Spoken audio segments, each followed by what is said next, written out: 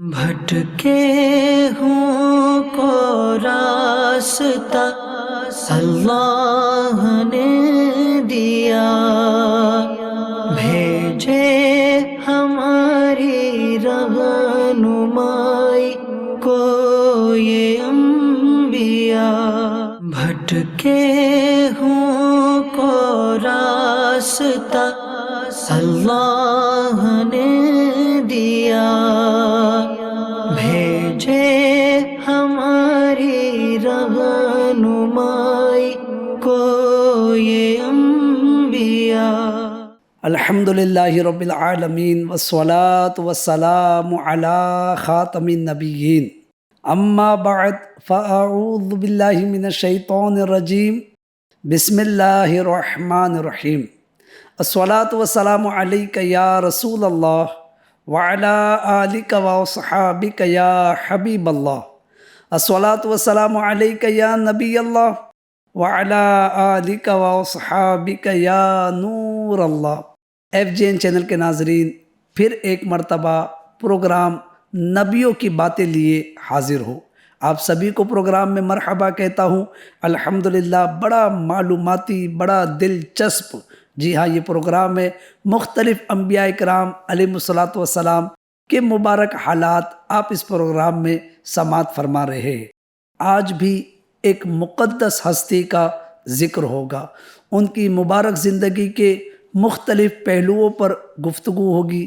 ہو سکتا ہے کہ سن کر آپ کی حیرت میں اضافہ ہو کہ اللہ پاک نے اپنے اس برگزیدہ نبی کو کیسی بڑی بڑی آزمائشوں میں مبتلا فرمایا، اور اللہ پاک کے اس برگزیدہ نبی نے کس طرح اللہ پاک کی رضا پر راضی رہ کر صبر کے ساتھ ان آزمائشوں کا سامنا کیا۔ جی ہاں ناظرین، انشاءاللہ الکریم بڑی دلچسپ اور معلوماتی گفتگو ہوگی، تو لہٰذا پوری توجہ کے ساتھ اسٹارٹ ٹو اینڈ، اول تا آخر پروگرام میں شریک رہیے۔ اللہ پاک نے چاہا تو علم دین کا، معلومات کا خزانہ حاصل ہوگا۔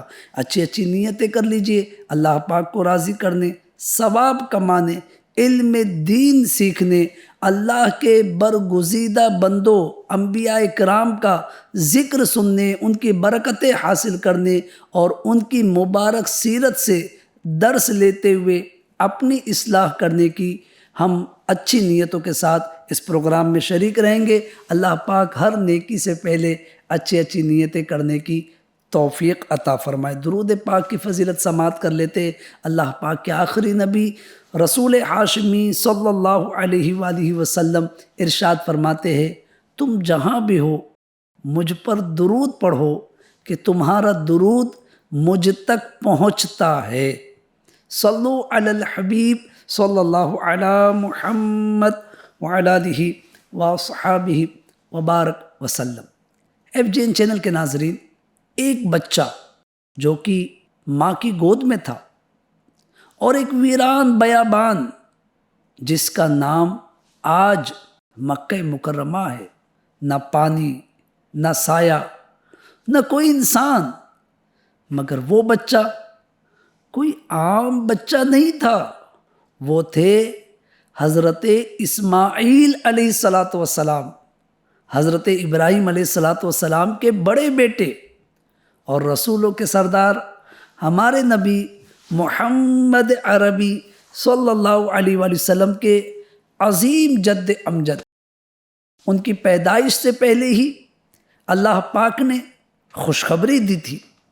حضرت حاجرہ رضی اللہ تعالیٰ عنہ کی گود سے جب وہ دنیا میں تشریف لائے تو قسمت نے انہیں ایسی آزمائشوں سے گزارا جن کا تصور بھی عام انسان نہ کرے۔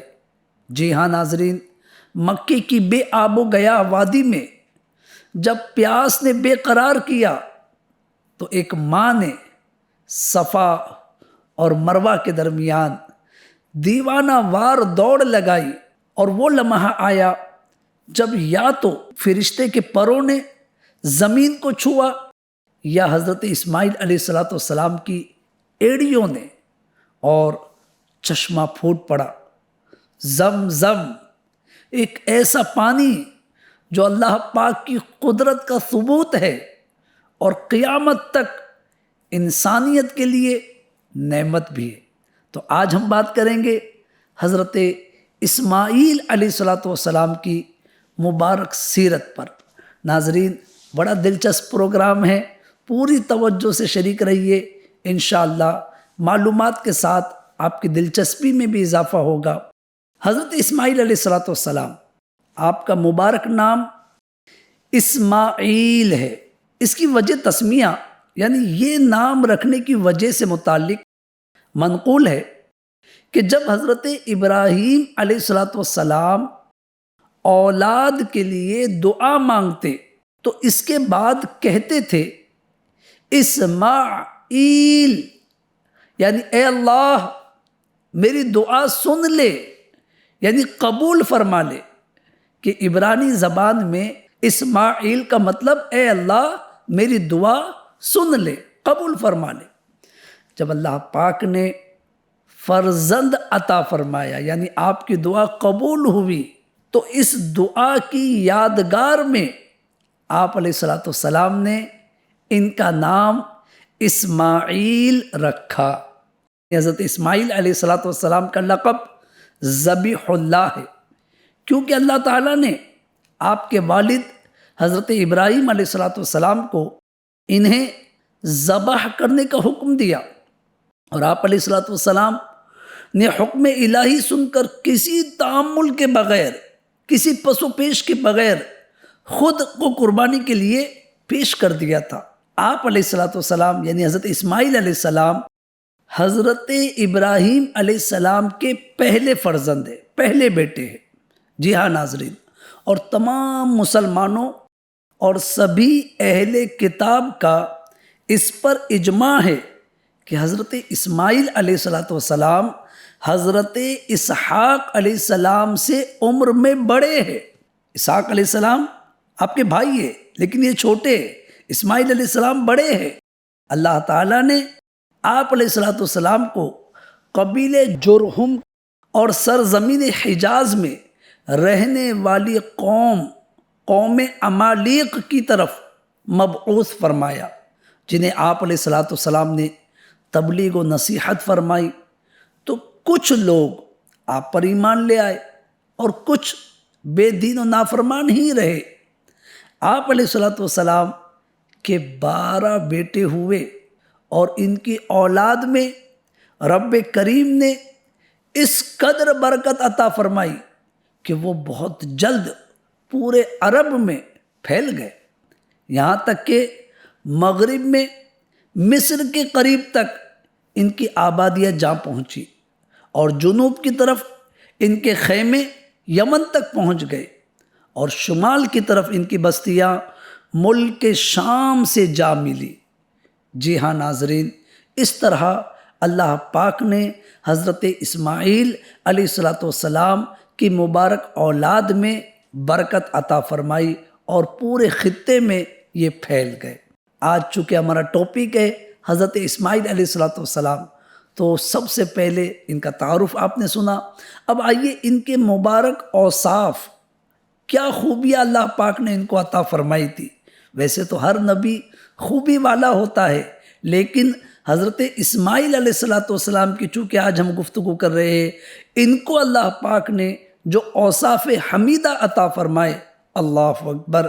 ناظرین، حضرت اسماعیل علیہ السلام آپ کے چند عظیم اوصاف سنتے ہیں، اور اپنے دل میں مزید حضرت سیدنا اسماعیل، حضرت سیدنا ابراہیم علیہ السلام کی محبت میں اضافے کا سامان کرتے ہیں۔ جی ہاں ناظرین، ان کے جو پیارے اوصاف اللہ پاک نے قرآن میں بیان کیے، وہ آپ کے سامنے عرض کرتا ہوں۔ پہلا وصف جو ان کا بیان ہوا وہ یہ کہ یہ وعدے کے سچے اور غیب کی خبریں دینے والے رسول ہیں۔ جی ہاں، اس بات کو اللہ پاک نے قرآن پاک میں اس طرح بیان فرمایا، وَاذْكُرْ فِي الْكِتَابِ إِسْمَاعِيلَ إِنَّهُ كَانَ صَادِقَ الْوَعْدِ وَكَانَ رَسُولًا نَبِيًّا۔ ترجمہ، اور کتاب میں اسماعیل کو یاد کرو، بے شک وہ وعدے کا سچا تھا اور غیب کی خبریں دینے والا رسول تھا۔ سبحان اللہ۔ ناظرین، ویسے تو تمام انبیاء اکرام علیہم السلام وعدے کے سچے ہوتے ہیں، مگر حضرت اسماعیل علیہ السلام کا اس صفت میں خصوصی ذکر اس بات کی دلیل ہے کہ وہ اس وصف میں بہت زیادہ ممتاز تھے۔ آج اس ایپیسوڈ کے ذریعے، اس سلسلے کے ذریعے ہمیں بھی سیکھنے کو مل رہا ہے کہ ہمیں بھی وعدے کا پابند ہونا چاہیے۔ جی ہاں، ہم دعا کرتے ہیں اللہ پاک ہمارے آقا صلی اللہ علیہ وآلہ وسلم کے جد اعلیٰ حضرت اسماعیل علیہ السلام کے اس مبارک وصف کا صدقہ ہمیں بھی نصیب کرے اور ہمیں وعدے کی پابندی کی توفیق عطا فرمائے۔ FJN چینل کے ناظرین، حضرت اسماعیل علیہ السلام نے اپنے والد محترم حضرت ابراہیم علیہ السلام سے وعدہ کیا کہ اللہ کا جو حکم ہے وہ اسے صبر کے ساتھ پورا کرے، اور پھر خود کو قربانی کے لیے پیش کر کے اس وعدے کو نبھایا۔ یعنی صرف گفتگو نہیں کی، صرف وعدہ نہیں کیا، بلکہ اس پر عمل بھی کیا۔ اسی طرح اور جو ان کے اوصاف ناظرین قرآن پاک میں بیان ہوئے، اس میں سے ایک وصف یہ بھی بیان ہوا کہ بہترین انسانوں میں انہیں شمار کیا گیا۔ جی ہاں ناظرین، اللہ تعالیٰ قرآن پاک میں ارشاد فرماتا ہے وَاذْكُرْ إِسْمَاعِيلَ وَالْيَسَعَ وَذَا الْكِفْلِ وَكُلٌّ مِّنَ الْأَخْيَارِ۔ ترجمہ، اور اسماعیل اور یسع اور ذوالکفل کو یاد کرو، اور سب بہترین لوگ ہیں۔ سبحان اللہ، یہ ایک وصف ہوا۔ اسی طرح تیسرا وصف آپ کا قرآن میں جو ذکر ہے وہ یہ ہے کہ یہ بارگاہ الہی کے پسندیدہ بندے ہیں۔ جی ہاں ناظرین، اس بات کو اللہ پاک نے قرآن پاک میں اس طرح بیان فرمایا وَكَانَ عِندَ رَبِّهِ مَرْضِيًّا، اور وہ اپنے رب کے ہاں بڑا پسندیدہ بندہ تھا۔ سبحان اللہ۔ FJN چینل کے ناظرین، کتنے پیارے اوصاف ان کے قرآن میں بیان ہو رہے۔ جی ہاں، ان کو وعدے کا پکا کہا گیا، ان کو بہترین انسان کہا گیا، ان کو بارگاہ الہی کے پسندیدہ بندوں میں شمار کیا گیا۔ اللہ اکبر۔ اسی طرح ناظرین، آپ علیہ السلام اپنی عبادت، صبر، نیکیوں اور اعلیٰ کردار کی وجہ سے اللہ پاک کو نہایت محبوب تھے، لہٰذا آپ کو صابرین کے اعلیٰ گروہ میں شامل کیا گیا۔ یہ بات بھی اللہ پاک نے قرآن پاک میں بیان کی ہے وَإِسْمَاعِيلَ وَإِدْرِيسَ وَذَا الْكِفْلِ كُلٌّ مِّنَ الصَّابِرِينَ۔ ترجمہ، اور اسماعیل اور ادریس اور ذوالکفل کو یاد کرو، وہ سب صبر کرنے والے تھے۔ سبحان اللہ۔ ناظرین، پتہ یہ چلا کہ اللہ پاک نے اپنے انبیاء کرام کو جہاں اعلیٰ منصب عطا کیا، وہیں یہ پاکیزہ صفات بھی عطا کی۔ سارے انبیاء صبر کرنے والے تھے، لہٰذا ہمیں ناظرین اس سلسلے کی برکت سے یہ سیکھنے کو مل رہا ہے کہ ہم پر بھی اگر خدا نخواستہ کبھی آزمائش آئے، بیماری کے سبب، محتاجی کے سبب، تنگ دستی کے سبب، اولاد کے سبب، یا جو بھی پریشانی آئے، تو ہم جن انبیاء کے ماننے والے ہیں ان کی سیرت ہمیں بتاتی ہے کہ جو بھی آزمائش آئے اللہ پاک کی طرف سے اس پر ہمیں صبر کرنا چاہیے۔ جی ہاں ناظرین، بات چل رہی ہے حضرت سیدنا اسماعیل علیہ السلام کی، اور ابھی جو وصف آپ نے ان کا سنا یہ صبر کرنے والے تھے۔ یاد رکھیے ناظرین، حضرت اسماعیل علیہ السلام کے صبر کا سب سے نمایاں واقعہ جو آپ نے بھی سنا ہوگا وہ یہ ہے کہ جب وہ بچپن میں والد اور والدہ کے ہمراہ ایک بے آب و گیا ویرانے میں رہائش پر صبر فرماتے، اسی طرح بعد میں اللہ کے حکم پر قربانی کے لیے خود کو پیش کر دیتے ہیں۔ یہ ایک عظیم مثال ہے اللہ پاک کی رضا میں صبر و تسلیم کی، کہ جو میرے رب کی رضا ہے میں اس میں راضی ہوں، کوئی اس پر شکوہ و شکایت نہیں، کوئی واویلا نہیں، کوئی اعتراض نہیں، بس میرے رب کی جو رضا ہے اس پر میں راضی ہوں۔ اللہ اکبر۔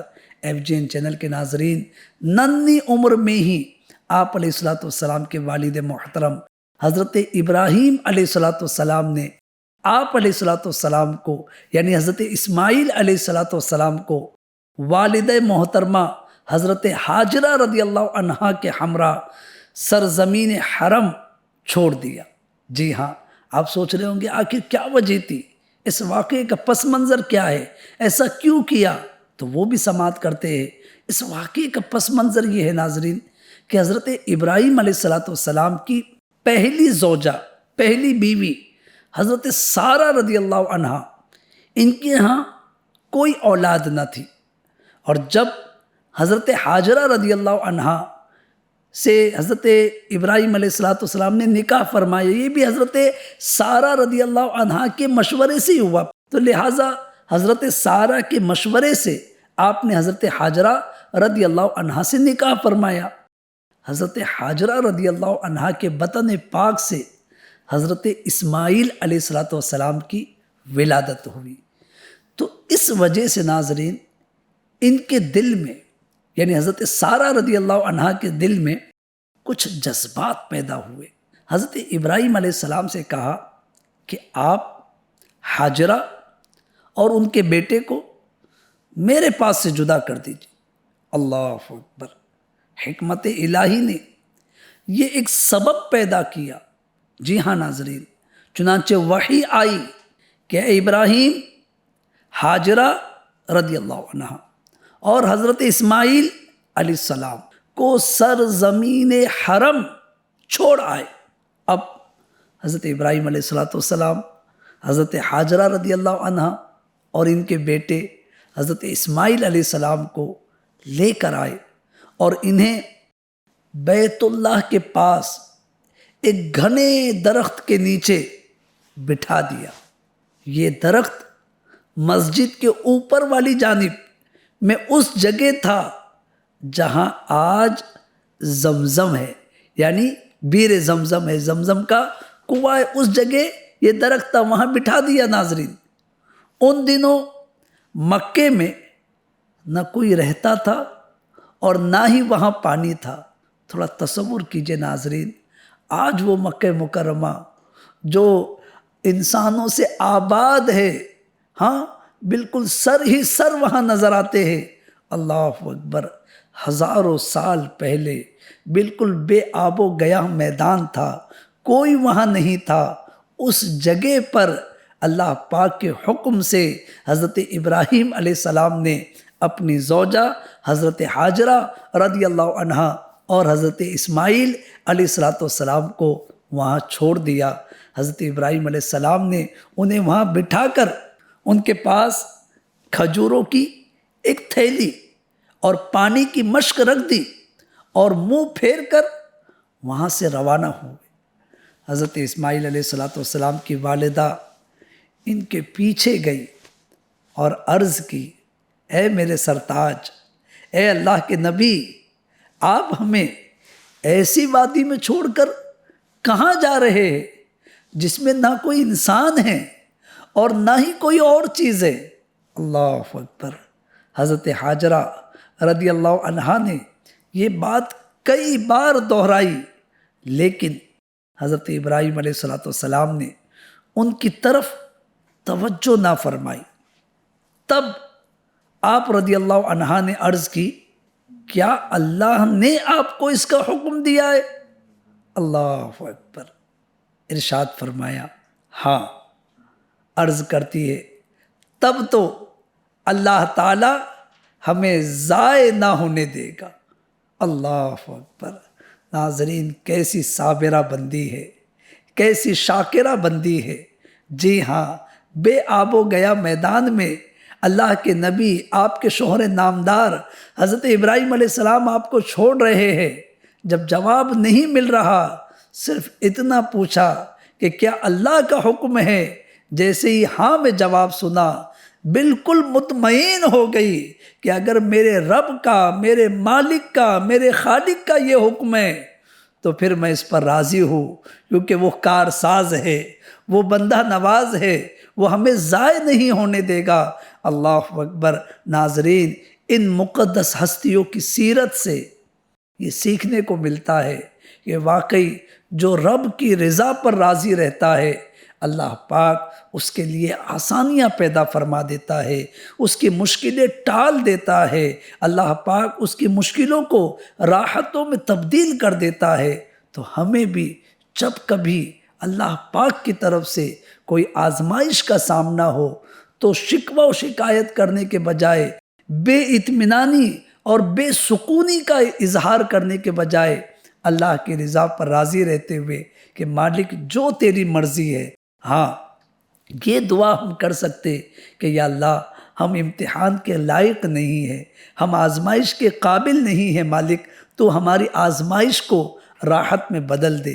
لیکن دل اللہ پاک کی طرف سے آنے والی تکلیفوں پر شکوہ و شکایت کے بجائے اس کی رضا پر راضی رہنا چاہیے۔ ناظرین ان مبارک ہستیوں کی سیرت سے ہمیں یہی سیکھنے کو مل رہا ہے۔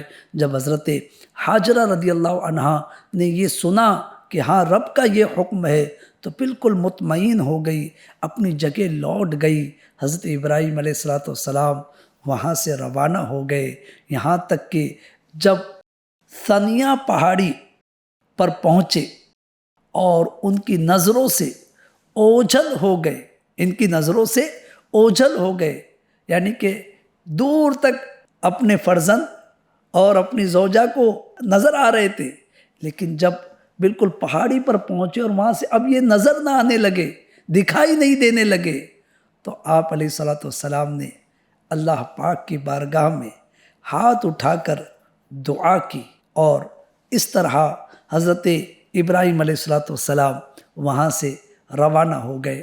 حضرت حاجرہ رضی اللہ عنہا اپنی جگہ پر آئی، حضرت اسماعیل علیہ السلام کو گود میں لے کر اکیلی بیٹھ گئی۔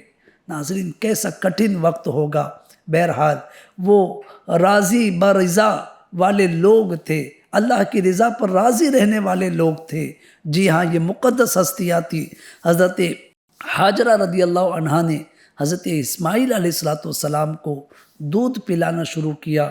آپ بچے کو دودھ پلاتی اور خود جو مشک میں پانی تھا وہ پی لیا کرتی، لیکن آہستہ آہستہ جب وقت گزرتا گیا، یہاں تک کہ ایک وقت ایسا آیا کہ مشک میں پانی ختم ہو گیا، انہیں بھی پیاس لگی، اور فرزند کو، کیونکہ فرزند کو دودھ نہیں مل رہا تھا، چونکہ آپ پانی بھی نہیں پی پا رہی تھی اس لیے دودھ نہیں آ رہا تھا، تو فرزند کو بھی پیاس لگی، آپ بھی پیاسی، آپ کا فرزند بھی پیاسا، آپ کو پانی کی پیاس، فرزند کو دودھ کی پیاس اور بھوک۔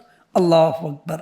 حضرت حاجرہ رضی اللہ عنہا اپنے نونہال کی طرف دیکھ رہی تھی، جو حلق خشک ہونے کی وجہ سے بے قرار ہو رہا تھا۔ آپ رضی اللہ عنہا غم زدہ ہو کر وہاں سے ہٹ گئی، کیونکہ ایک ماں ہے نا، اور ماں کی ممتا اپنے فرزند کو، اپنے بیٹے کو پیاسا دیکھ کر کس طرح اس کی کیفیت ہوتی ہے، یہ ایک ماں ہی سمجھ سکتی ہے۔ جی ہاں ناظرین، آپ وہاں سے ہٹ گئی اور دیکھا کہ ان کے نزدیک ترین صفا پہاڑ ہے۔ آپ اس پہاڑ پر چڑھی اور وادی کی طرف منہ کر کے دیکھنے لگی کہ شاید کوئی انسان دکھائی دے، لیکن انہیں کوئی نظر نہ آیا۔ آج احرام باندھ کر حج کرنے والوں کے لیے، عمرہ کرنے والوں کے لیے طواف کعبہ کے بعد صفا پہاڑی پر چڑھنا کتنا آسان ہے ناظرین، لیکن یہ ہزاروں سال پہلے کی بات ہو رہی ہے۔ بالکل پتھریلی زمین ہوگی، جی ہاں، اور پہاڑ پر آپ کا چڑھنا اور پھر انسانوں کو تلاش کرنا اور کوئی نظر نہ آیا، پھر وہاں سے آپ دوڑتی ہوئی مروہ پہاڑی تک پہنچی، اس طرف جا کر آپ نے دیکھا، اللہ اکبر، جب آپ صفا پہاڑ سے اتری، یہاں تک کہ جب وادی میں پہنچی تو انہوں نے اپنی قمیص کا دامن اٹھا لیا تاکہ اس سے الجھ کر گر نہ پڑے، پھر کسی بیکل انسان کی طرح تیز دوڑی حتیٰ کہ وادی سے نکل گئی، پھر وہ مروہ پہاڑی پر چڑھی، یعنی یہاں آئی، یعنی صفا پہاڑی سے مروہ پہاڑی۔ آج تو راستہ بہت آسان نارمل راستہ ہے ناظرین، جو ماشاءاللہ جن کو اللہ پاک نے اس مبارک در کی زیارت نصیب کی ہوگی، انہوں نے دیکھا ہوگا کہ کیسا کیف و سرور آتا ہے صفا و مروہ کی سعی کے درمیان، لیکن یہ اس دور کی ہزاروں سال پہلے کی بات ہو رہی ہے۔ اللہ اکبر ناظرین، یہاں سے دوڑتی ہوئی آپ مروہ پہاڑی پر آئی اور اس پر کھڑے ہو کر دیکھنے لگی کہ شاید کوئی نظر آئے، لیکن انہیں کوئی نظر نہ آیا۔ انہوں نے 7 بار اس طرح کیا کہ صفا سے مروہ، مروہ سے صفا، صفا سے مروہ، مروہ سے صفا، 7 چکر لگائے ناظرین، اور اسے ہی آج صفا و مروہ کی سعی کہا جاتا ہے۔ اللہ پاک کو اپنی اس بندی کی یہ ادا اتنی پسند آئی، اللہ اکبر، کہ آج عمرہ کرنے والوں کے لیے، جو سعی کرنے والے ہیں، ان کے لیے اسے لازمی قرار دیا گیا ہے۔ ناظرین، حضرت عبداللہ بن عباس رضی اللہ عنہما فرماتے ہیں کہ نبی کریم صلی اللہ علیہ وآلہ وسلم نے فرمایا، اسی کی اتباع میں لوگ صفا اور مروہ کے درمیان سعی کرتے ہیں۔ جی ہاں، پھر 7ویں بار جب آپ رضی اللہ عنہ نے مروہ پر چڑھ کر دیکھا تو ایک آواز سنی، انہوں نے خود سے کہا خاموش، پھر دوبارہ آواز سنی تو کہا تم نے اپنی آواز سنا دیے، اگر تمہارے پاس مدد ہے تو مدد کرو۔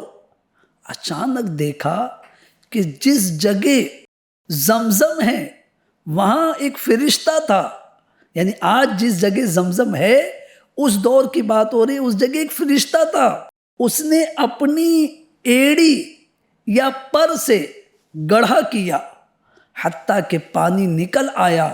آپ رضی اللہ عنہ یہ دیکھ کر بہت خوش ہوئی اور فوراً تشریف لا کر پانی جمع کرنے لگی اور اپنے ہاتھ سے اس کو اس طرح حوض کی شکل میں بنانے لگی۔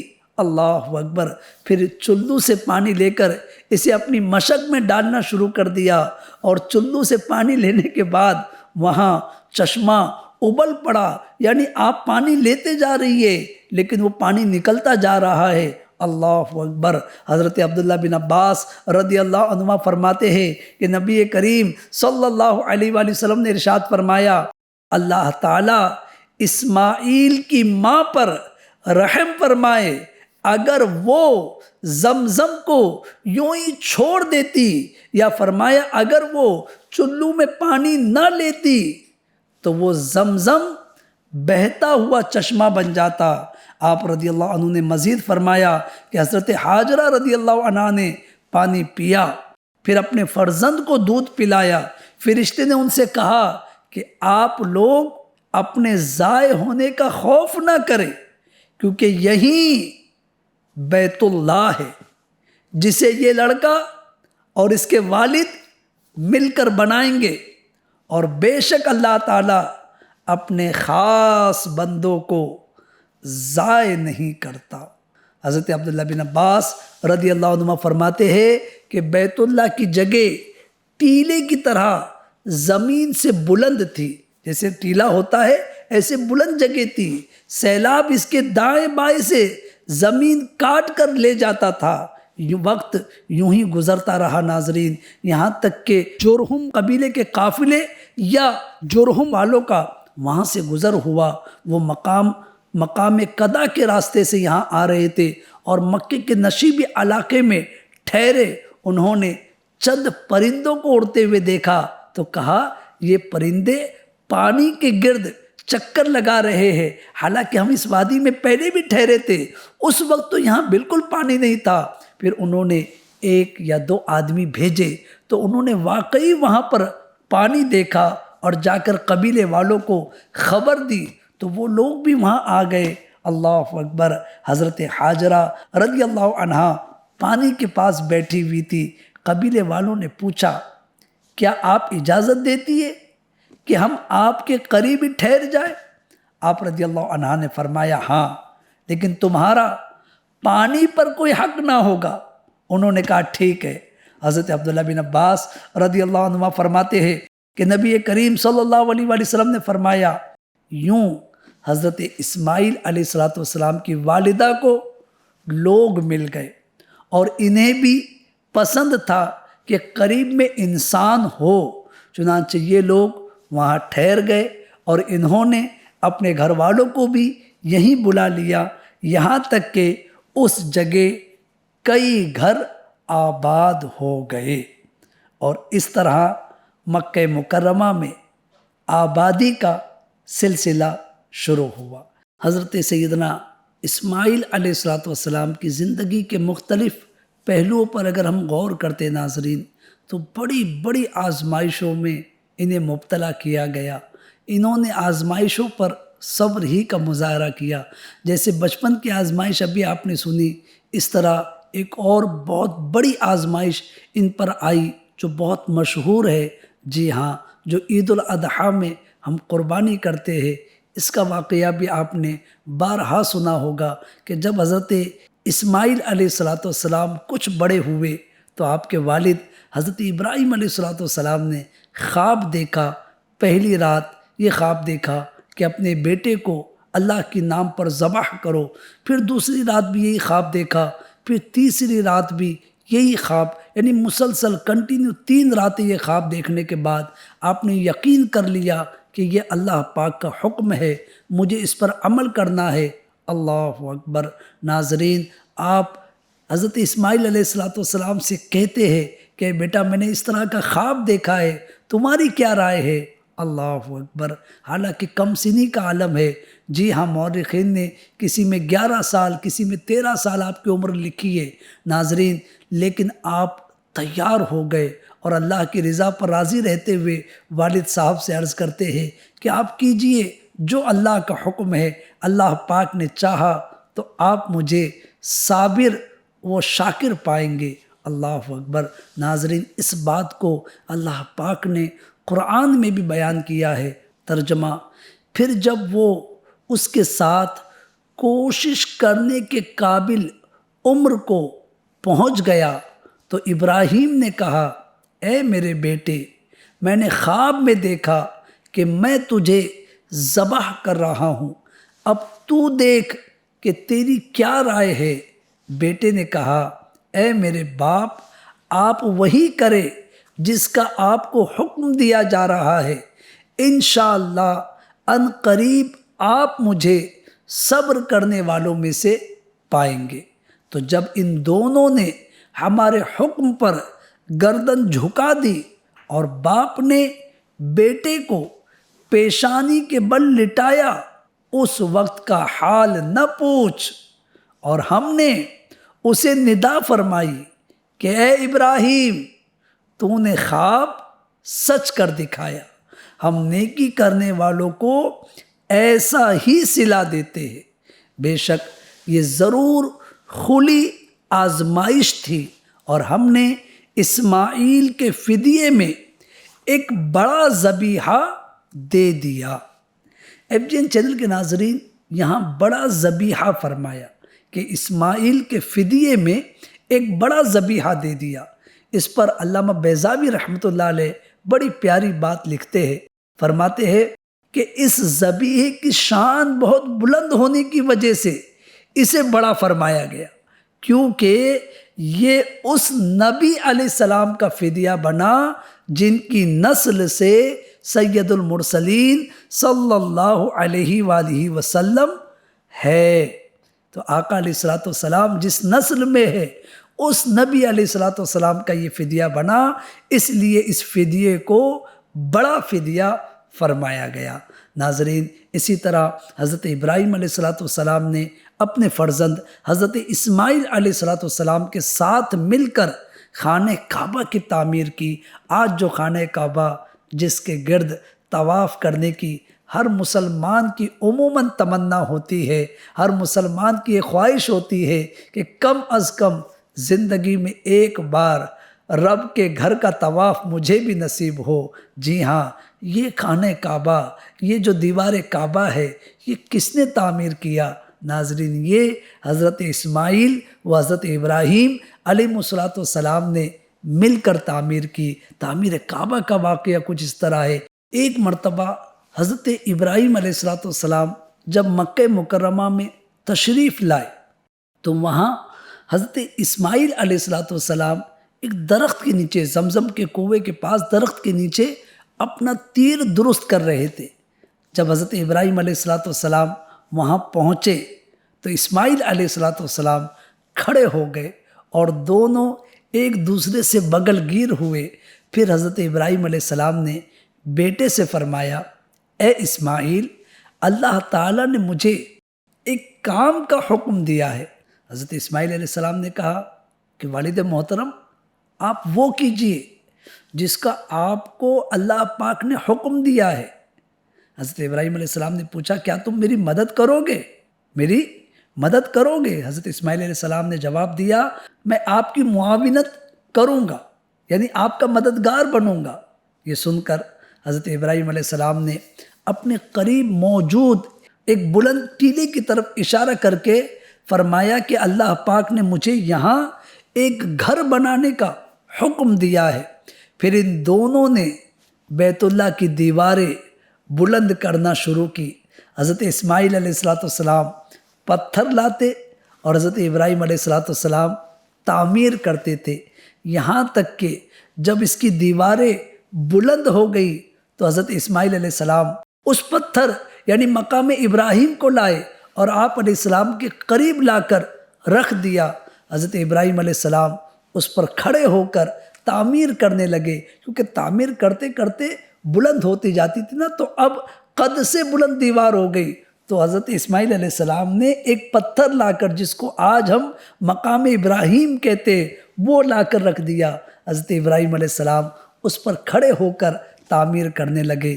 حضرت اسماعیل علیہ السلام آپ کو پتھر لا لا کر دیتے اور وہ دونوں یہ دعا پڑھتے تھے، یعنی حضرت اسماعیل و حضرت ابراہیم علیہ السلام یہ دعا پڑھتے تھے، ربنا تقبل منا انک انت السمیع العلیم، اے ہمارے رب ہم سے قبول فرما، بے شک تو ہی سننے والا جاننے والا ہے۔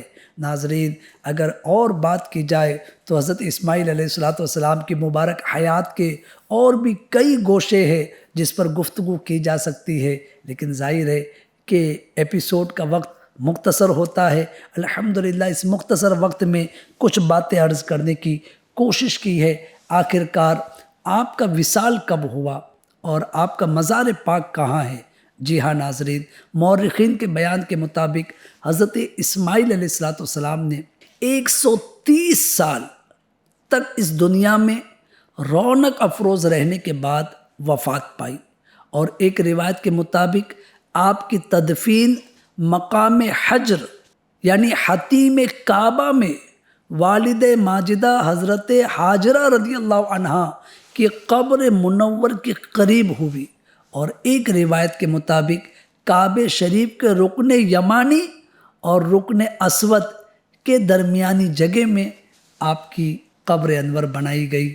اللہ اکبر، اللہ پاک کی ان پر کروڑوں رحمتیں ہو اور ان کے صدقے ہماری بے حساب مغفرت ہو۔ ناظرین، ان مبارک ہستیوں کی سیرت سے بہت کچھ سیکھنے کو مل رہا ہے۔ امید کرتا ہوں آپ بھی نہ صرف بطور واقعہ اس سلسلے کو لیں گے بلکہ بطور عبرت، بطور نصیحت لیتے ہوئے اپنی زندگی میں ان مبارک ہستیوں کی سیرت پر اپنی زندگی میں بھی عمل کرتے ہوئے اپنی زندگی کو بھی خوشگوار اور اللہ پاک کی رضا و خوشنودی والی بنانے کی کوشش کریں گے۔ اللہ تعالیٰ مجھے، آپ کو، ہم سب کو عمل کی توفیق عطا فرمائے۔ الحمدللہ ہمارے سلسلے کا وقت پورا ہوا۔ انشاءاللہ آئندہ پھر ایک نئے سلسلے میں ایک اور نبی علیہ السلام کا ذکر لے کر حاضر ہوں گے۔ جب تک کے لیے اجازت دیجیے۔ FGN چینل دیکھتے رہیے اور اس کی دعوت عام کیجیے۔ صلو علی الحبیب صلی اللہ علی محمد وعلی آلہ وصحابہ وبارک وسلم۔ بھٹکے ہوں کو راستہ اللہ نے دیا، بھیجے ہماری رہنمائی کو یہ انبیاء۔ بھٹکے ہوں کو راستہ اللہ نے دیا،